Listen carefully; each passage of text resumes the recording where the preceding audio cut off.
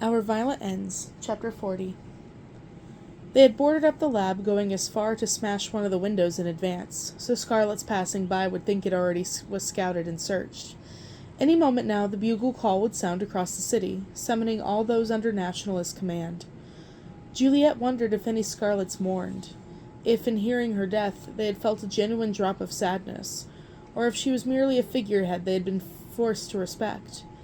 By now her parents had surely poked through her scheme, had received condolences back from the Nationalists about their dead daughter, and searched through the house to find her missing. It would not take long to put two and two together and figure that Juliet was one who had announced her own death. Miss Kai.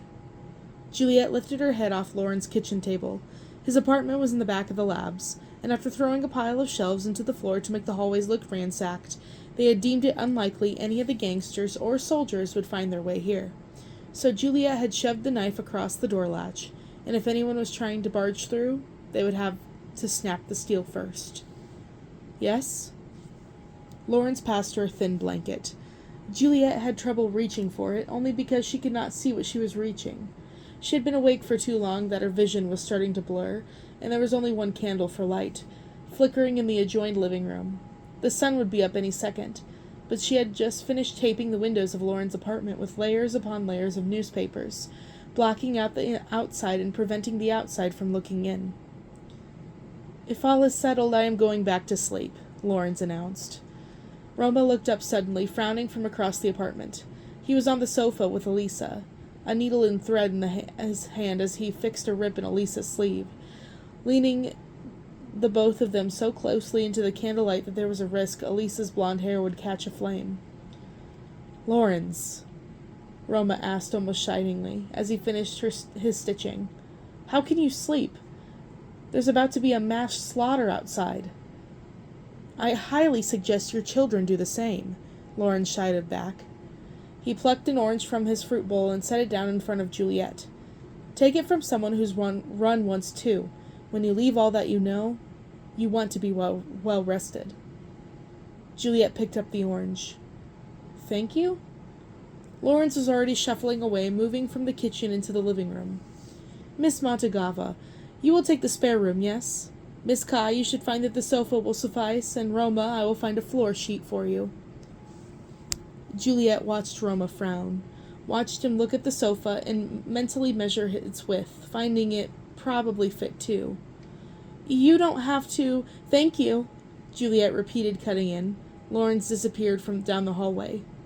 "Juliet, what? He's old, Roma." She pushed herself from the kitchen table and took the orange with her, peeling the skin into neat strips. "Are you trying to horrify him with your social impropriety?" "Social impropriety while there's a mass slaughter outside?" Roma grumbled. Juliet pulled an orange segment free and plopped it in her mouth. She started to walk around the living room, inspecting the various faces that Lawrence owned.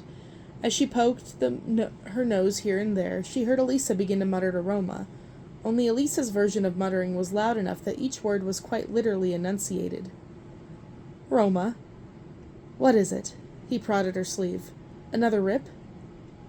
"No," Elisa whispered, frowning and drawing her arm away. "So, did you marry Juliet Kai?" Juliet choked, the orange immediately lodging in her throat. Even by the dim light, Roma looked faintly red.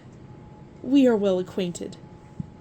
Half spluttering, half holding back the most inappropriately timed laugh, Juliet managed to cough the orange out of her windpipe.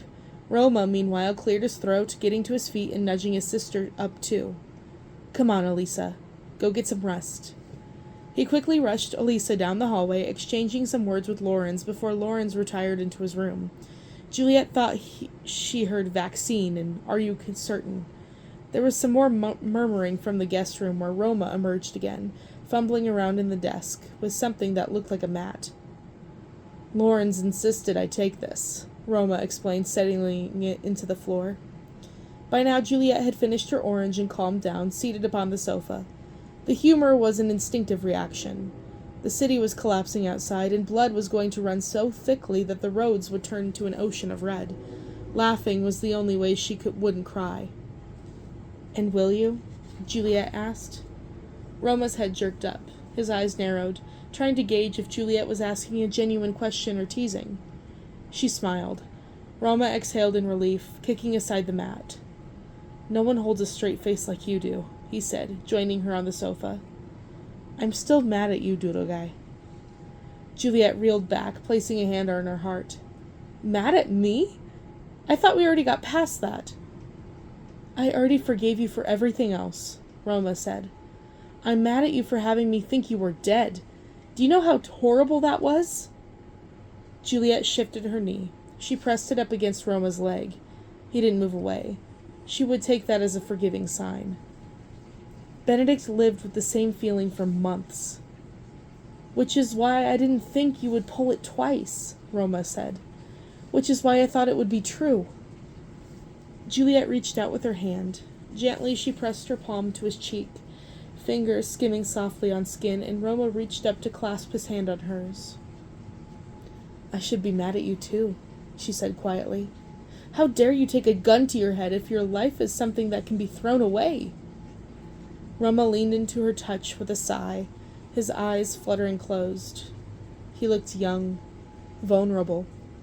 This was the boy she had fallen in love with, underneath all the harsher layers he needed to wear to survive.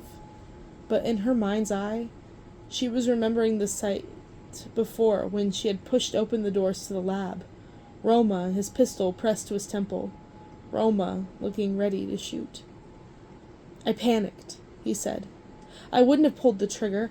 I only needed Benedict to believe I would so he could let me go." But the threat had to come from somewhere. The very fact that Benedict had believed it, Roma was capable of doing it, of threatening his own life just to get her. Juliet couldn't shake off her own ill ease. She didn't want to be a girl who incited harm. She didn't want it, but perhaps by mere virtue of being Juliet Kai, she was the embodiment of this city's violence. "You can't ever do that." Juliet tightened her fingers. "You can't choose me above everything else. I will not accept it." A beat passed. The candle was dancing vigorously atop the table, casting them both in moving shadows. "I won't," Roma whispered. Then he opened his eyes again, slowly to adjust to the dim light. He added, "Don't leave me, Juliet."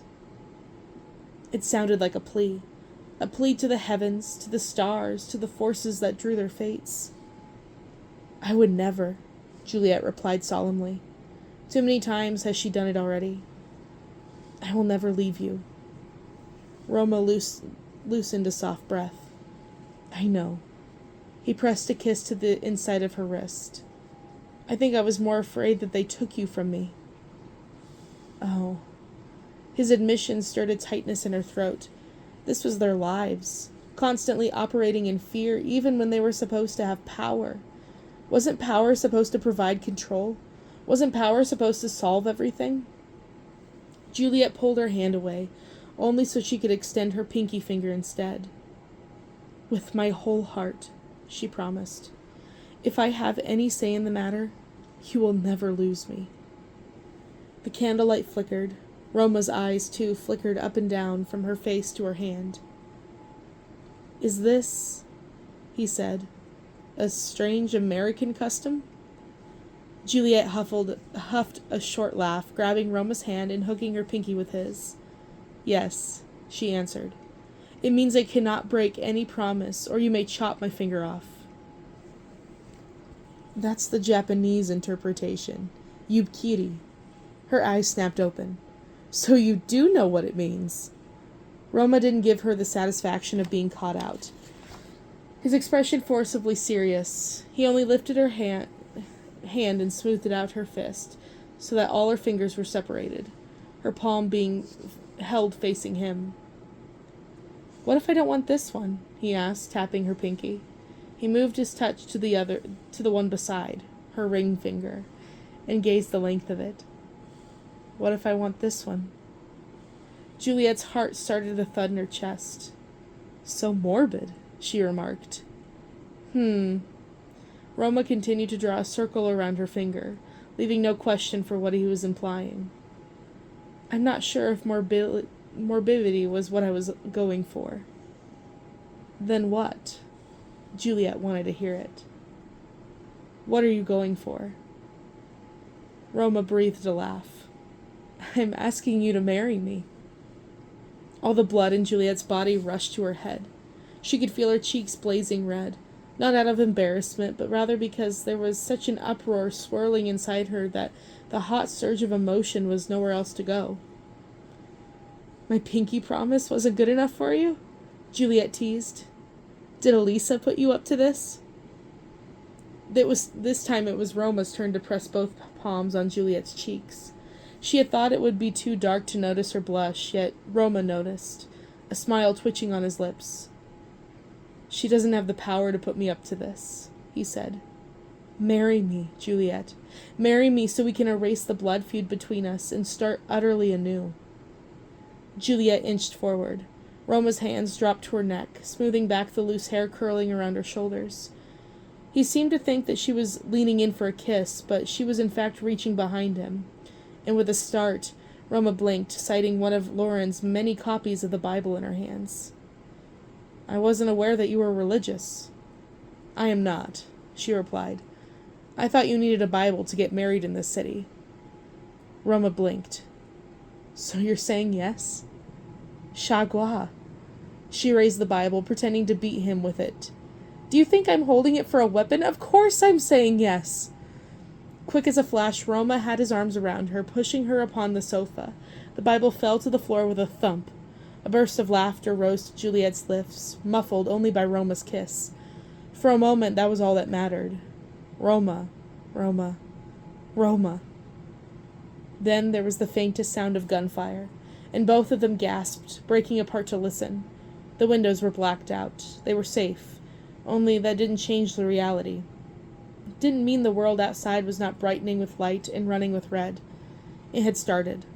Although faint, a bugle call could be heard, reverberating through the whole city, trickling even into the apartment.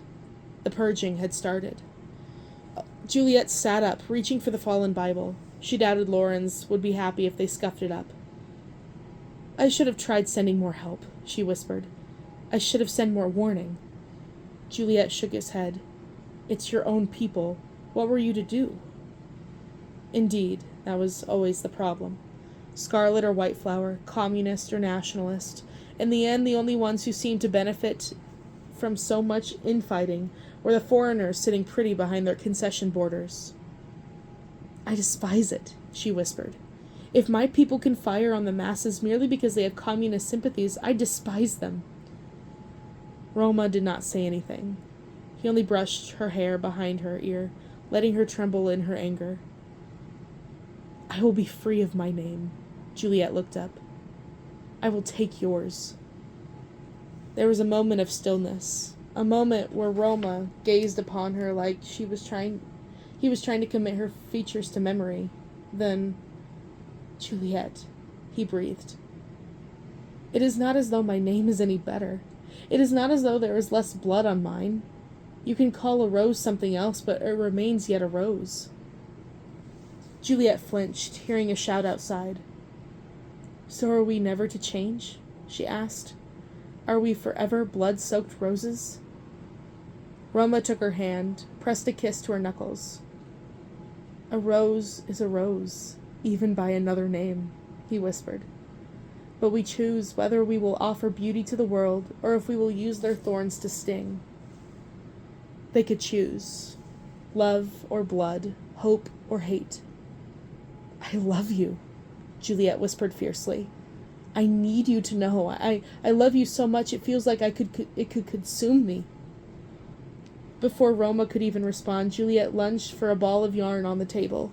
Roma watched her in confusion, his brow furrowed as she measured the length of string and pulled a knife from her pocket to slice. He grew less confused when Juliet took the string and started to wind it around his finger, his right hand, as was customary for Russians. She had remembered from their whispered conversations 5 years ago about a future where they could run away and be together. I take you, Roma Montagov, she said, her voice soft, to be my lawfully wedded husband, to have and to hold until death do us part. She tied a small, secure knot. I think I'm missing some vows in between. as well as an officiate and some witnesses. Roma reached for her knife, cutting his own bit of string.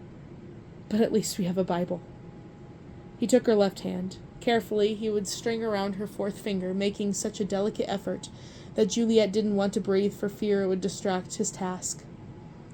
I take you, Juliet Kai, he whispered in concentration, to be my lawfully wedded wife, to have and to hold until... He looked up as he finished the knot, paused. Then he spoke again.